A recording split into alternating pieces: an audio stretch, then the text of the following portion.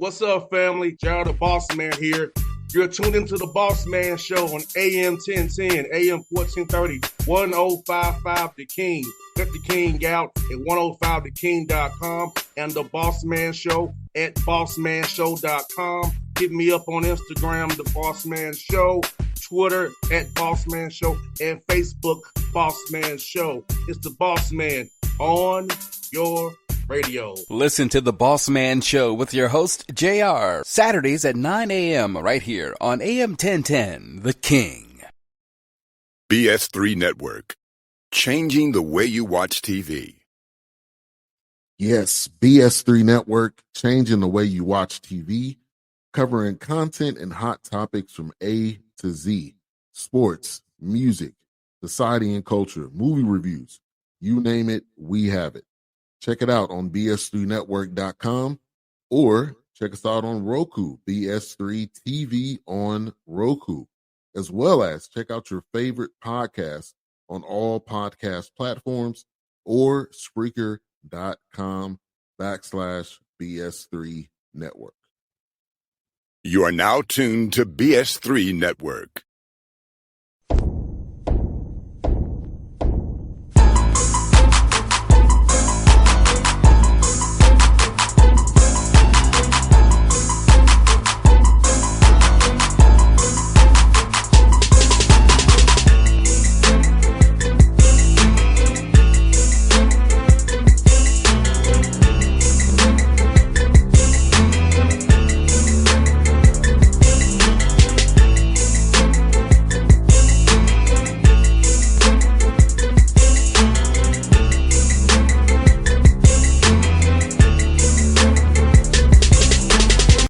Folks, back on the Bossman Show, friend of the show, going down to Grambling, Louisiana, talk to Coach Mickey Joseph of those Tigers of the Grambling State down there. Coach, what's up, brother? I know it's about that time of year for he's about ready to get going here this week. No, the coaches got back today, and so we're gonna work on this afternoon, work on scripts and work on individual plans and get ready for the kids. The kids will be back on Thursday. And Coach, I'm asking, man, how was a spring ball for you guys? Kind of getting a feel for what you had, and kind of seeing what you got, doing some workouts to get they got their break. So, how was this offseason ball been for you guys so far? Well, it's pretty good because 62% of this roster is going on the third year with us, and I always say that because it's totally ironic during these times of the transfer portal that you can keep all your kids. But, since I've been here, we don't had, 9 one-score losses. So we had to look at those 9 one-score losses and say, okay, what we can have done better in 4 minutes. When the defense get on the field, they're in 2 minutes. So guess what? We in the spring, we made sure that we did a lot of 4 minutes and a lot of 2-minute drives just to make sure that the kids was in that situation so they know this is what we need to do. Even if your coach forget, you should remember what you need to do because we put you in that situation. So we just try to get better in that aspect of the football game and, and continue to develop the quarterback position. And we feel good about that with Jacoby Robertson, Ashton Fry, and, RJ came in. So we good with those guys. And then Hayden Benoit, who ended the year last year, he's back also. And the kid, Skylar Turnbull from Oklahoma City is a really good kid who I think he's the talented one. I think he's the one that, he's 6'2", 190. He's built like Michael Vick, got an arm like Michael Vick, but he's the talented one, but he's young. So, you got to, when you do play him, they're going to take him anyway. So, and we understand that. His family understands that. But we feel good about that position. And when you feel good about that position, I think you can have a decent football team. When people know what's coming, they know it's about execution. They know what's coming. So talk about the piece of coach having your team execute despite the defense loading the box, knowing what's coming, and still be able to make the right blocks, whether it be a combo block, inside zone, split zone, whatever you're running. And just execution to have that play to get those yards, keep that clock going for you. Well, that's the big thing is executing. And I think the easiest way to do it on offense is the way we did it at Nebraska, just hand the football off and put it in the belly of the running back and make sure that we get the hat on the hat. And we execute in the RPO game, and when it's time to throw it, we throw it when we want to. And on defense, hey, play good defense like we've been doing. But we got to rest these guys up. They played a lot of minutes since I've been here. The defense have. So we're going to try to get away from just throwing it around the park and try to say, let's take on run blocks instead of taking off a minute 30 on the clock, try to take up 3 minutes and 30 seconds with running the ball. So we had to change the philosophy that I really like, and I like putting it in the air. But right now, I got to do what's best for this football team. And the best thing for this football team, because we're defensive led, is to hold them on the bench and let them rest up and run this football with these six backs that we have. No doubt, good coach. I'm trying to tell these young men who are running backs, you might get 3 yards in the first quarter, but in the fourth quarter, it becomes 7, 8, 9, 20, because you keep pounding on them and pounding on them. They go and break. They only got so much gas in that tank. And so you keep hitting them with that, you eventually get the break you need. Yes, and I think that's you're right. You're correct about that. If you keep leaning on them, and you keep leaning on them, and if you keep leaning on them, then guess what? Sooner or later they're going to break. Sooner or later they're going to break, and yeah, sooner or later they're going to break. So that's what we had to eventually come to our thoughts and say, okay, this is best for this football team, and we're gonna play good special teams. We know that, but we want to play good offense. We want to have a good running game. And coach, talk about how important it is to have your receivers engaged in the running game. Some where it's not just a playoff. They actually are blocking, cracking, cutting when they have to. So actually been a part of that run game. So you can down the road when they creep up and load the box, pop them. Yeah, and we do. We have a lot of stuff built in when we want to run routes, and we also have stuff built in when we want them to block. But the big thing, like tell them as a receiver, if you're a dude, you won't have to never block this dude, because wherever you take this dude's going to go, because the defensive back guy is programmed to follow the guy that he has if he has a man. If he has in zone, then he's going to his zone. But if you're a dude, he gonna follow you and locate you. Always can take a safety out, and we always want to give you some vertical push by our receivers, because now you don't know if they're blocking or you don't know if they're running RPO. So we mix it up pretty good. Reggie Moore does a really good job with our receivers. So we just got to continue to keep pushing them forward. We happy with Tyson George coming back. We got Bam over from Atlanta. Bam's a big time player for us, and he can do it all. And we have some new guys coming in also, like Tavius Murphy, Cody Finley, and Robo, Dylan Robowski, our one kid that we got from Langston. So we feel good about the receivers also, but we feel better about the offensive line. No doubt. That line's so important, Coach Joseph, because if you can't block, you can't get nothing done no way. So talk about your line coach and really scheming these guys up, teaching them the right things and how to block and how to right pass pro, run block, and kind of just be ready for whatever, and also be able to identify man zone and who's coming, who's not, based on film work and study. Well, the thing about it is that one thing they can do in this league is rush the passer. So now we want to see if you can take on run blocks. Coach Losey's gone in the second season with this group. This group's going to be a well improved group, because they stay second year with him. They understand exactly what he wants. He's a technician. He wants everything to be. He's technique sound, and we want to make sure we get a hat on a hat.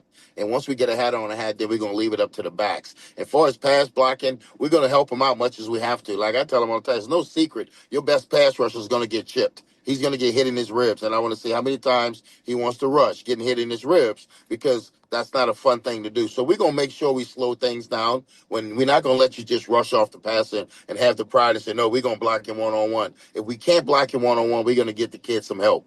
But other than that, we're going to make them take on run blocks and make them see how tough they are. No doubt. And with the games these linemen play, Coach Joseph, try to get those heavy sides, get that 3-on-1, kind of run those TE stunts and stuff. Talk about trying to get your young men to really lock in on the games linemen play on the defensive side of the ball. Because when you go around heavy, you try to get 3-on-1 and run them stunts, man. Some of them linemen get confused, as you and I both know. Well, when we do get line stunts, we collect them as they come. And worst things, the defense, 3 technique, moving over from the B gap to the A gap, and somebody hit ear holding one good time because he can't see him coming. So one thing about movement up front, we want movement up front because we're going to zone that anyway. And we're just going to collect them as we get to them. And like you said, try to collect the hat on a hat and let the back do the rest. But our defensive line do a great job of movement. So our offensive line see it all the time. And they spend about 25, 30 minutes a day at practice just on movement, just on one-on-one blocking, pass one-on-one pass blocks, movement on the twist, and like you said, the TE stunts, with the passing. So we spend a lot of time on that with the offensive line and the D line. And Coach Zachary and Coach Varner, they do a good job with the D line with working with Coach Losey. And you know what, Coach Joseph, with the coach talent and the swag with yourself and other coaches, I feel like it's just a shame that our boys have to go the undrafted free agent route. They can't get drafted straight out because it's so much talented coaches in the swag, so much talent on these rosters, and they've been coached up very, very well. Talk about you all as a coaching collective trying to figure out how to get these young men drafted. Well, better have to go the hard way, which is no problem, but the undrafted free agent route, but to maybe get one over 12 at least drafted in the 5th through 7th rounds, maybe. Well, you hear straight from the NFL. If they end with us, sometimes they don't think that they're really good players, and you might get a kid who just say, "Hey, I want to show loyalty, and I want to stay. I want to stay at the HBCUs." But they offer them so much money that we can't compete with it. But I tell kids all the time, while you're chasing that bag, make sure you're not missing out on the right fit, because the bag might be there, but the right fit might not be there. You might get a coach that don't care two things about you, but he's giving you the money. So do you really want to be there when you left a place like Grambling, where they care about your well-being and how you and what you're doing every day, and that you're doing things the right way, instead of just paying you, saying, "Hey, we just gonna pay you to come here to be a backup." And the kids leaving this conference got to understand that. Don't leave this conference to go be a second and a third string guy. If you leave this conference, go be a first string. But they're paying them. They're paying them $250,000, 400,000, 500,000. So kids are chasing that bag because you're talking to 18 and 19-year-olds, and the oldest is 21. But we do a good job in the SWAC. They can say what they want. We the developers now. We're not the recruiters anymore. Because before we was the recruiters, they're the recruiters now. Because now what they doing, they recruiting, but they're recruiting with money. They're not recruiting the old school way when you had to recruit with relationships. So now we're developing the kids, and you come and get our kids. I'm good with that, because I think as HBCU coaches, we always had to develop kids, because we don't get the talent, the polished talent like I got at LSU, like I got at Nebraska, like I got at Tech. But now we're doing the developing, and what they're doing, they come and get our kids, and we can't do anything about it because the kids are benefit. But think about it. The kids benefit, the school benefit. The only one left out there is the HBCU with nothing. We don't pay this kid all. We put the little money we do have, we don't pay him. Then when he leaves me, I get nothing to show for it, but just that I'm developing kids to go somewhere else. But that's why I don't give them a whole bunch of money, and I pay them when I want to.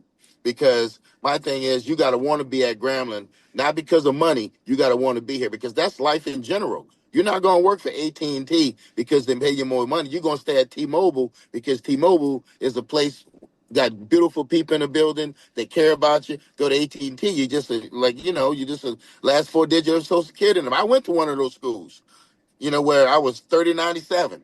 They didn't know my name, but at Grambling, we know those kids' names. I know those kids' parents' names. I know where they're from. I know what makes them tick. I know what they like to eat. But at these other schools, they got to understand, when they leave us, they're not gonna get that, because it's really a business for them over there. It's not a HBCU business. We're about developing players, developing kids, regular students, and at Grambling is a place where everybody's somebody, and everybody can't say that. No doubt, Coach. I'll give you an example. Being at Tennessee State, go over to Vanderbilt, it's a difference how they treat it. Tennessee State, a lot of people knew my name. They never knew who I was. But the Vanderbilt players, like, you just a regular old dude, go to Vanderbilt. We're 3 miles away, but it's a family environment. They look down upon Tennessee State in Nashville. But Yes. overall, that's a family environment. Vanderbilt says you're just a person. Yeah, we tell our kids all the time. Sometimes you gotta look in the mirror and identify what you see in the mirror. So they might identify with me, then they might not identify with other coaches. But the other coach, he's playing, he's in the game. He's got the money. They don't want to leave. Like, the big thing is this with the HBCUs, and I'm sure everybody's going through it.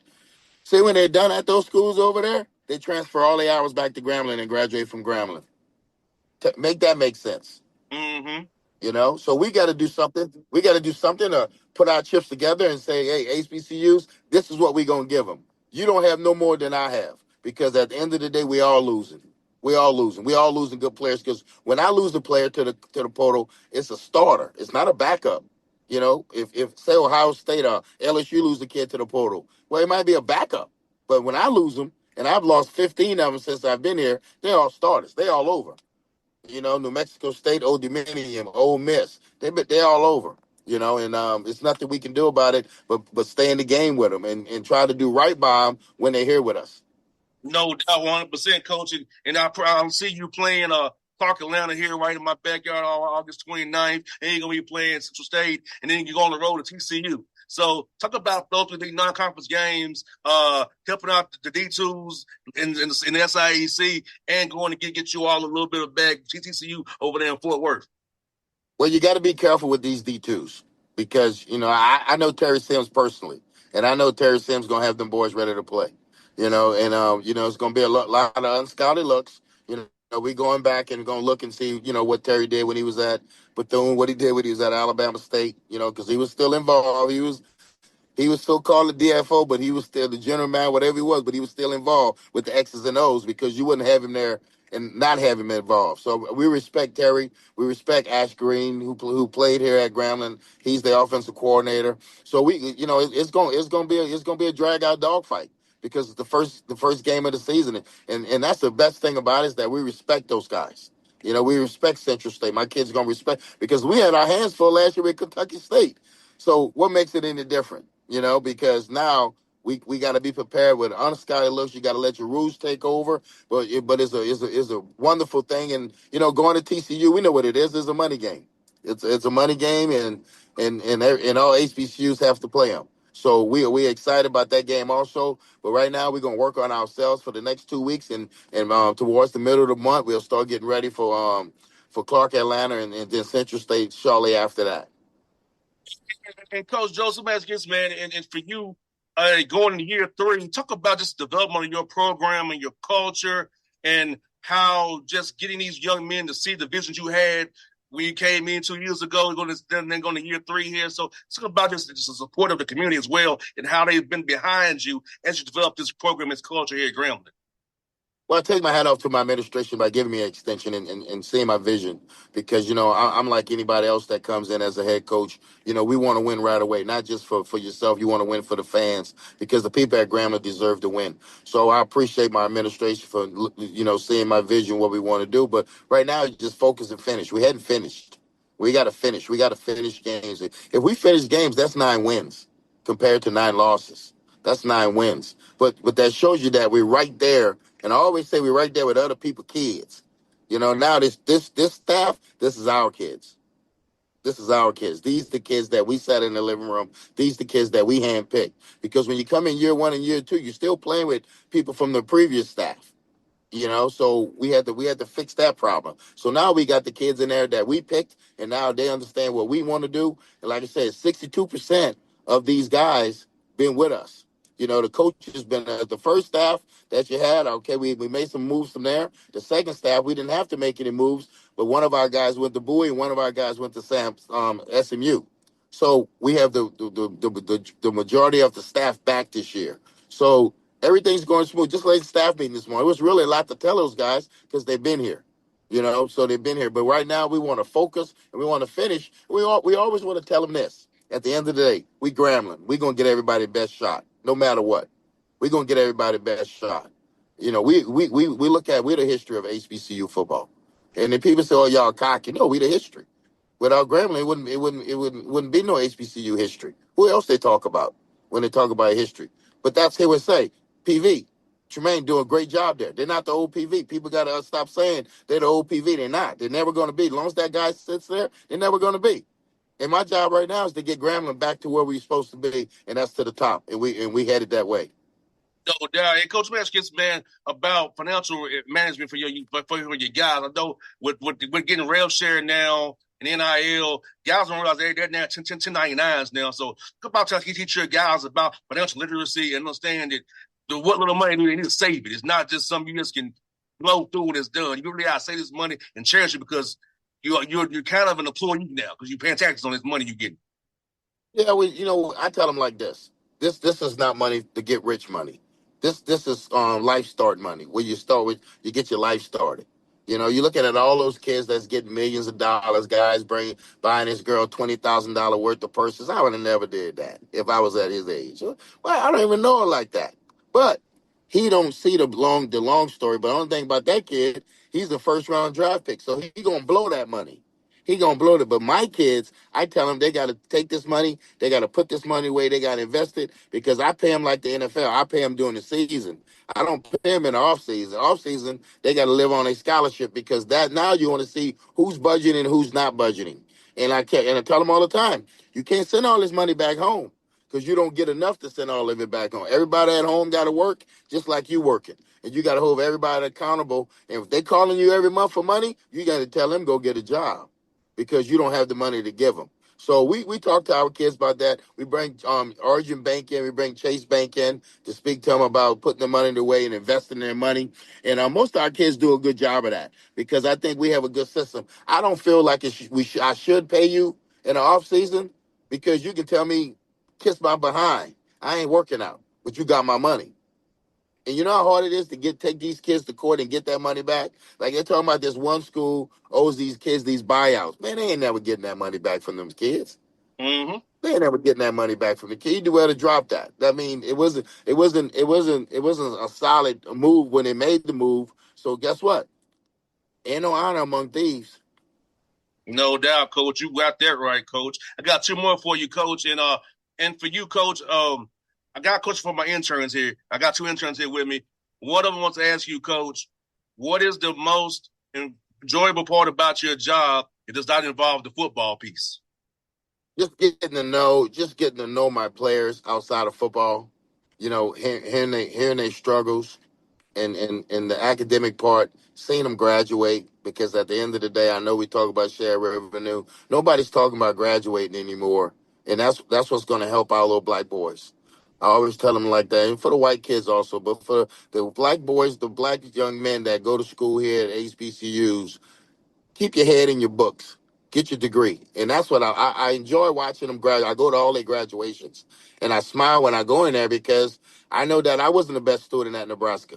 I know I wasn't, but I tell them my stories, and I say, I'm not going to let you go down the same path. So watching them graduate, and watching them after they done, like some of them that become better fathers, or the ones whose fathers here, that we get them and they're a little shaky, because they're 19 years old and they got a 2-year old, so they're a little shaky, but they depend on you to help them to be the father that they can be. And that's the things I enjoy with them outside of football. But you know what? They put so much emphasis on football right now that you forget about that they're human beings. And at the end of the day, football is going to be gone. So it's going to be the lessons I taught them outside of football. Hey, you need to be there for your kid. I wasn't there for my kid because I was working. You need to be there for your kids. So things of that sort. That's one of the big things, is seeing them prosper outside the building, as outside of football, and graduation. That's one they got for you, Coach. Is this one that she wants to know, Coach? Because Coach Joseph, if you wasn't in a football coach, what would your career path be? If I wasn't a football coach, what would I be? Oh shoot, I'd be a rapper. That's all I need is a beat. Because these dudes can't rap. I'll be a rapper. Just give me a beat and I'll say the same thing over and over again. You know, no, I would hope I would be a rapper, but you know what? That's a hard career right there. But you know what? If I wasn't coaching, I'd probably be just working somewhere down in the city of New Orleans, having a good time. Having a good time. Might own a couple of properties, something like that. But I wouldn't be doing too much blue collar stuff. I'll tell you that much.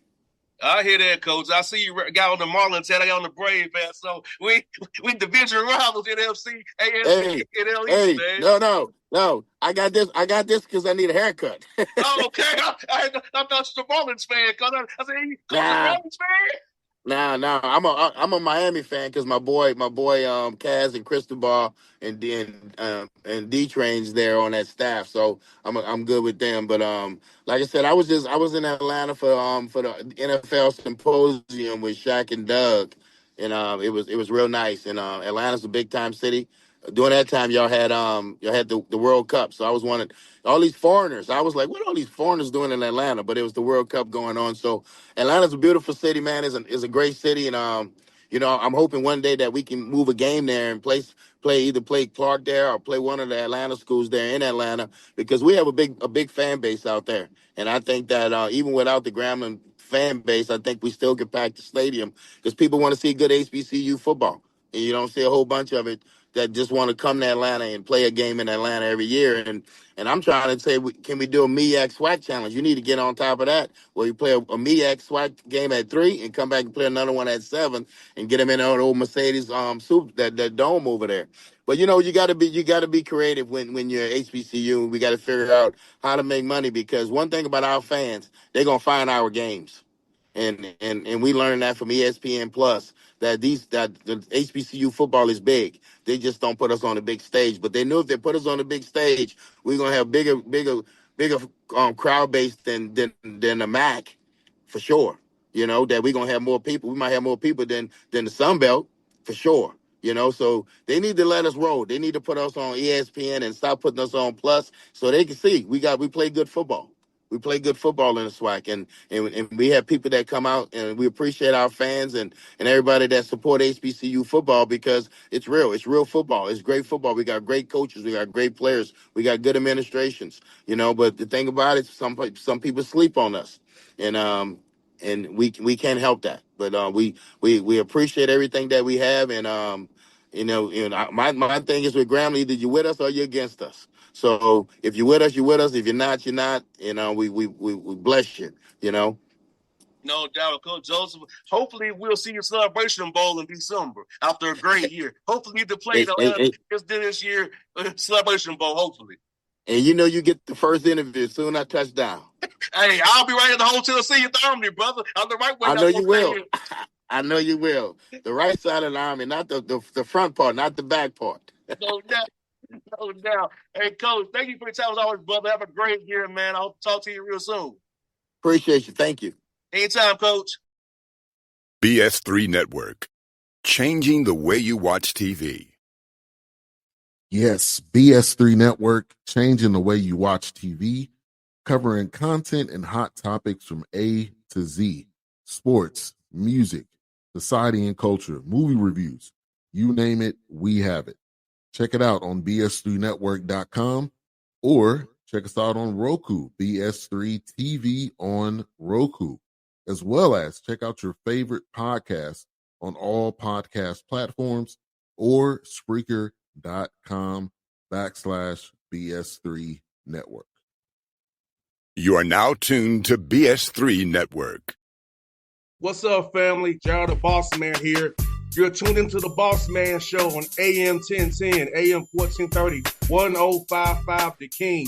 Let the King out at 105theking.com and the Bossman Show at bossmanshow.com. Hit me up on Instagram, The Bossman Show, Twitter at Bossman Show, and Facebook, Bossman Show. It's the Bossman on your radio. Listen to The Bossman Show with your host, JR, Saturdays at 9 a.m. right here on AM 1010, The King.